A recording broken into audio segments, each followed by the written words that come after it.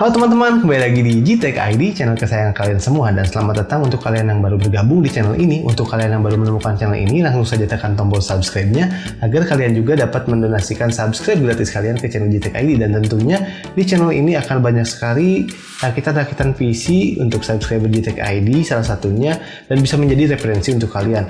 Karena subscribe itu gratis, pastinya untuk mendukung channel GTech ID agar semakin maju dan berkembang. Gak perlu berlama-lama lagi, di sini ada rakitan PC untuk subscriber GTech ID yang kali ini berdomisili di Pekanbaru Riau. Wah, sekarang banyak juga ya yang dari Riau, Pekanbaru rakit di sini. Dan ini adalah rakitan PC untuk Bang Atta Petir ya. Jadi saya kaget juga waktu itu dia DM ke GTech ID, kenalan, dia namanya Atta Petir. Saya kira Atta Halilintar ya gitu ya. Tapi mungkin Atta Petir dan Atta Halilintar masih ada saudara gitu ya, mungkin ya. Oke, gak perlu basa-basi lagi, ini adalah PC untuk Bang Atta.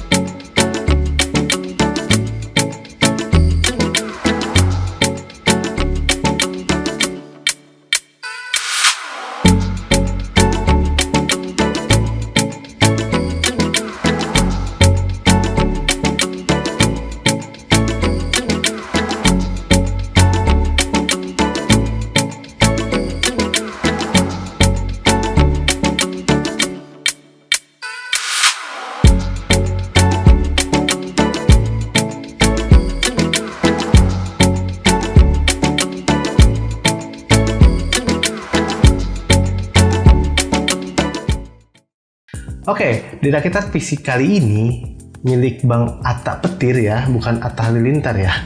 Jadi di sini rakitannya ingin sama dengan rakitan-rakitan sebelumnya. Jadi pengen pakai Core i3 juga yang 10100F, namun pengen budget yang lebih minim. Kalau kemarin kan di video sebelumnya ada yang menggunakan VGA GTX 1650 Super, ada juga yang menggunakan RX 580. Nah, di sini pengen budget yang lebih minim tapi performanya juga masih bisa diandalkan lah.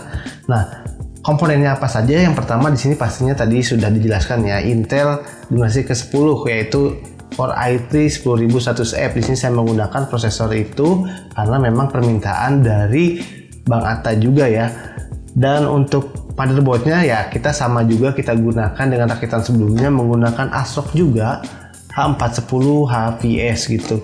Dan untuk RAM-nya di sini RAM-nya tetap menggunakan 18 GB namun tidak RGB lah, bukan RGB, dengan konfigurasi 2x8 GB. Tentunya ini sudah DDR4 dan kecepatannya 2666 MHz yang mana sudah support juga dibaca oleh i3 ini ya. Dan untuk penyimpanannya juga sama dengan rakitan sebelumnya, menggunakan dua tipe penyimpanan, yang mana satunya adalah SSD Adata SU650 berkapasitas 120 GB dan juga harddisk 500 GB dari Sigit ya, Sigit Barakuda gitu ya.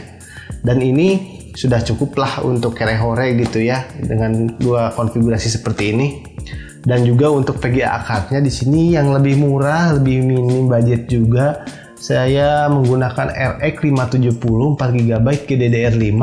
Namun di sini saya memiliki kondisi yang cukup cukup baik dengan kondisi full set, full box, dan juga di sini sudah terdapat backplate-nya. Jadi menambah kesan rapih, ganteng, dan juga garang gitu ya untuk VGA card-nya. Di sini dari merek Power Color. Nah, lalu untuk power supply-nya karena memang budgetnya pengen lebih minim, katanya Bang, nggak apa-apa Bang, minim aja. Jadi di sini menggunakan power supply Aerocool United Power 500 Watt.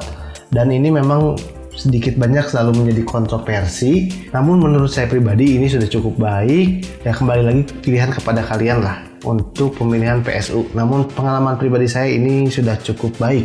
Namun kalau kalian ada budget, kalian bisa memilih mungkin PSU yang seperti di rakitan saya sebelumnya ya. Pernah saya rekomendasikan seperti Cooler Master, atau mungkin FSV, Antec ya, dan lain sebagainya gitu. Banyak sekali gitu.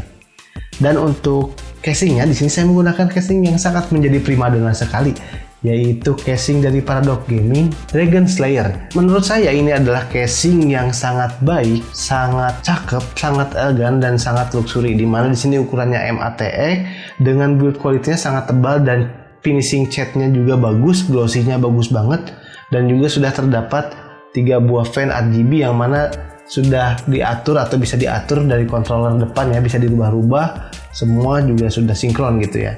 Jadi udah mantap gitu ya, RGB-nya udah bisa di switch gitu, ada switch-nya.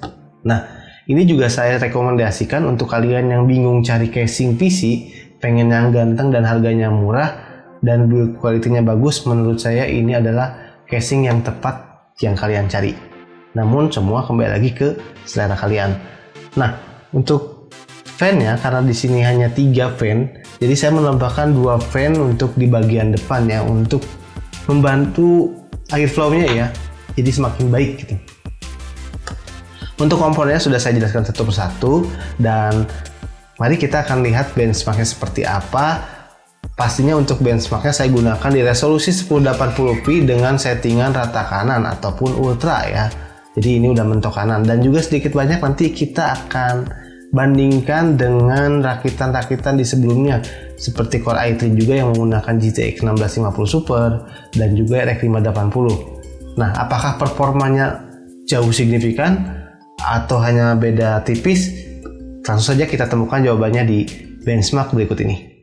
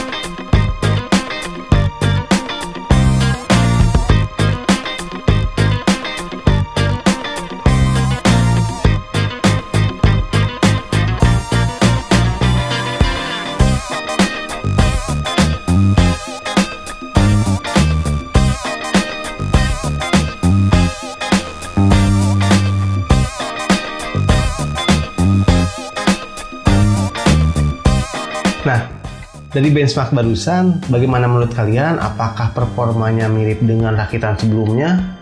Ataukah malah lebih worth it yang ini? Yaitu kembali lagi kepada kalian ya. Menurut saya sih ini cukup oke lah, pasti bisa mengikuti ya, perbedaannya ada gitu ya. Namun nggak jauh beda juga gitu. Jadi ini bisa menjadi opsi atau pilihan untuk kalian yang pengen build PC dengan budgetnya yang lebih fresh lagi gitu ya, nge-press lagi, ini bisa jadi opsi untuk kalian. Dan tentunya PC ini sudah bisa digunakan untuk editing, untuk apalagi untuk gaming pastinya udah bisa seperti tadi, untuk streaming pastinya sudah sangat bisa.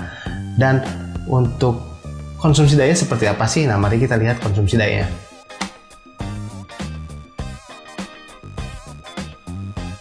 Lalu dari kalian pasti bertanya-tanya dong, berapa sih kira-kira budget dari PC ini gitu ya? Apakah mirip dengan yang kita sebelumnya? Oke, ini adalah rincian harganya. Nah, dengan budget yang 6 jutaan, ini sudah sangat keren sekali gitu ya dibandingkan dengan performa dari rakitan PC sebelumnya dengan budget yang 7 jutaan dan juga 8 jutaan. Dengan budget 6 jutaan ternyata masih bisa mengikuti dari rakitan sebelumnya. Tentunya memang mengorbankan karena VGA-nya bekas, lalu untuk harddisknya juga bekas. Ya itu bisa menjadi opsi juga lah untuk kalian untuk yang pengen nge-press budget. Namun menurut saya ini cukup worth it sekali ya, dengan perbedaan yang cukup jauh. PC ini masih bisa mengikuti spek yang mirip-mirip dengan GTX 1650 Super di rakitan sebelumnya. Nah, bagaimana pendapat kalian tentang PC rakitan kali ini? Silahkan tuliskan di kolom komentar, dan juga jika ada pertanyaan kalian bisa tuliskan juga di kolom komentar. Barangkali juga ada teman-teman yang bisa jawab atau bantu jawab, silahkan dibantu untuk dijawab ya. Dan juga untuk kalian yang ingin rakit PC di GTech ID, kalian bisa DM ke Instagram kita di GTech ID, dan tentunya saya akan bantukan rakit untuk kalian, tapi saya tidak jualan ya. Dan untuk yang bantu rakit di GTech ID, mungkin PC kalian akan menjadi konten-konten selanjutnya di GTech ID. Namun juga tidak semua yang merakit di GTech ID dijadikan konten, karena memang keterbatasan waktu saya dan juga hal-hal lainnya. Dan jangan lupa follow Instagram kita di GTech ID, serta like video ini, dan jangan lupa subscribe channel GTech ID. Bersama saya Angga Wiguna Saputra, sampai ketemu di lain kesempatan dan salam GTech ID. See you!